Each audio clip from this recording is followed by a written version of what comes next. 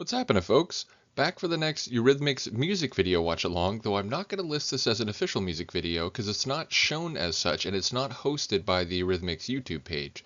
But I did see in the thumbnail it appears to have Annie in it, so I'm going to assume maybe this was produced, before they had the label and all the production assistants that would go into like an official music video. Maybe it was made sort of in an early days by themselves.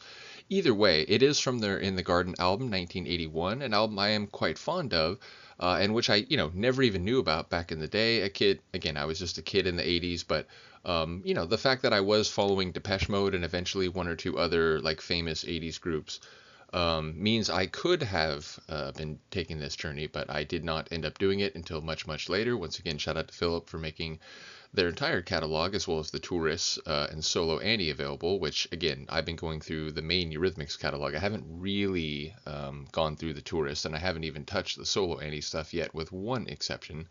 But yeah, either way, I'm looking forward to seeing this, given that it does seem to have Annie in it. I didn't, see Dave in the thumbnail, but I'm going to assume maybe he makes an appearance as well.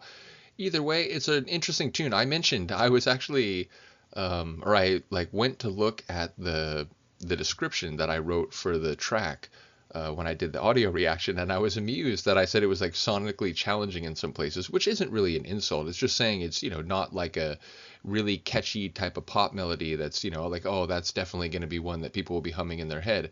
But, I was thinking about the tune, and I think maybe even what I wrote was too harsh. I don't think it's necessarily like, like a hard or like a not accessible sort of piece. Like there's, in the interlude, the sonics get a bit edgier and heavier. It has sort of a post-punk atmosphere, as I did say in my description of the audio reaction. But yeah, I just read that and I was like, man, I feel like I was a bit harsh. I do think it's a very sonically engaging tune and not necessarily all that inaccessible. But either way, I'm keen to see what this video is, and I'll be looking forward to Ryan and any others commenting on maybe why this isn't included on the official list of Eurythmics music videos, which I have to say, again, Ryan or anybody else, do let me know, I'd like to start with some of the earliest stuff. It doesn't necessarily have to be in chronological order, though I'm also happy to do that. But yeah, each time we do one of these, just let me know what might be the best one to do after. So also, I wanted to mention, the lighting in my room for this setup isn't great, and, I keep trying to, turn up the volume, the light setting in the screen recorder options, although then it kind of looks like, I don't know, it looks odd. It sort of makes it overexposed. But either way, sometimes the camera just it starts at a lower brightness. So yeah, I know I'm particularly in shadow in this watch along, so I do apologize, but let's watch it. This is Eurythmics' Never Gonna Cry Again, a song from their 1981 album In the Garden. And as I said, this may not be an official music video, but it does seem to be a music video with them in it.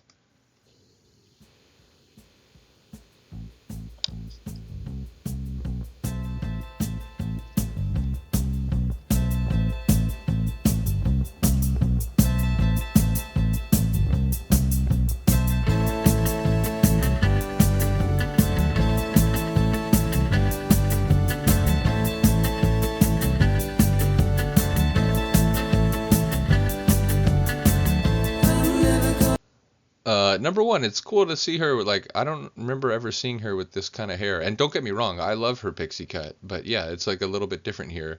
Secondarily, because they shot that reverse film, as she was coming out of the water, so to speak, you could see in her facial expression a little of how cold the water was, which obviously happens in reverse in real time.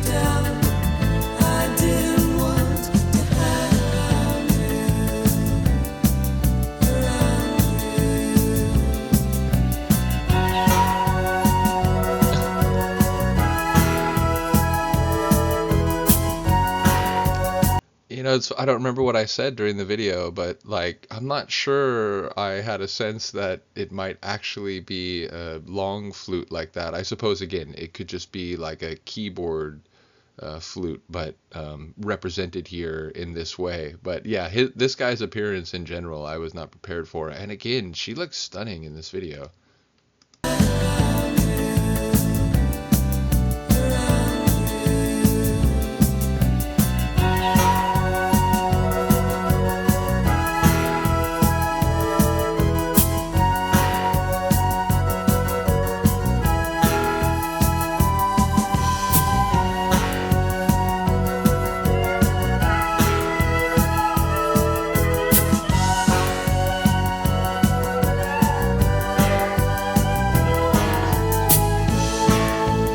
Well, what's with the shifty eyes, Mr. Flute Player?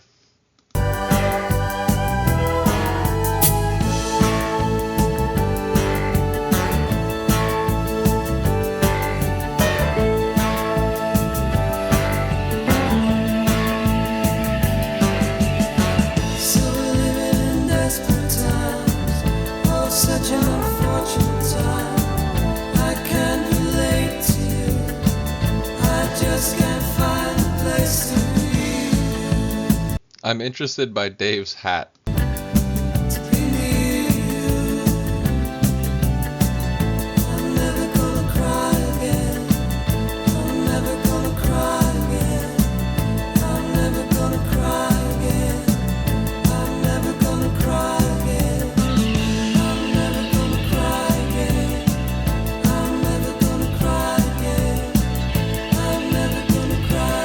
It's funny hearing this, refrain with her face and body language. It makes it hit different than just in the sonic form.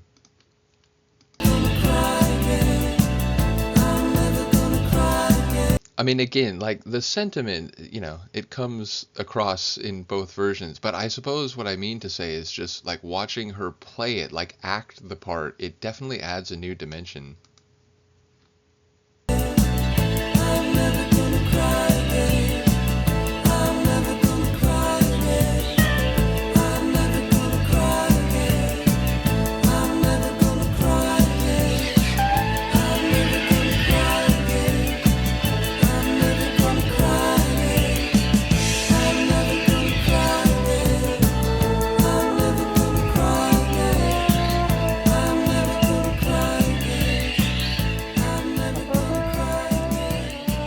Dude, there's something like her eyes are crazy. I mentioned this and talking about some of the album covers and so on, but there's like this really interesting. It feels like they're very dark on the outside, dark obviously in the pupil area, but they have this like weird weird is the wrong word. They have this like striking appearance. Like it just has a slightly different look than most people's eyes. I don't know. Maybe other people don't see it that way, but yeah.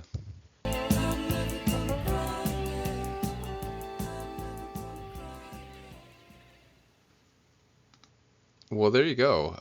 Really cool tune, and one again that I perhaps was I worded my comments about a bit indelicately in the audio reaction because I really do enjoy that. And like I said, seeing her act the part and the way she was walking around, and she had this sort of classic almost like 19th century style attire on, and sort of jewelry and regalia. I did very much enjoy the aesthetic of the video. So yeah, official video or not, very cool. Once again, shout out to Ryan, who gave a lot of information about the Sweet Dreams video. And again, anything that he or anyone else can provide here would be appreciated. But yeah, ultimately, as I said, do let me know what might be the best video to do after this, and I will see you then.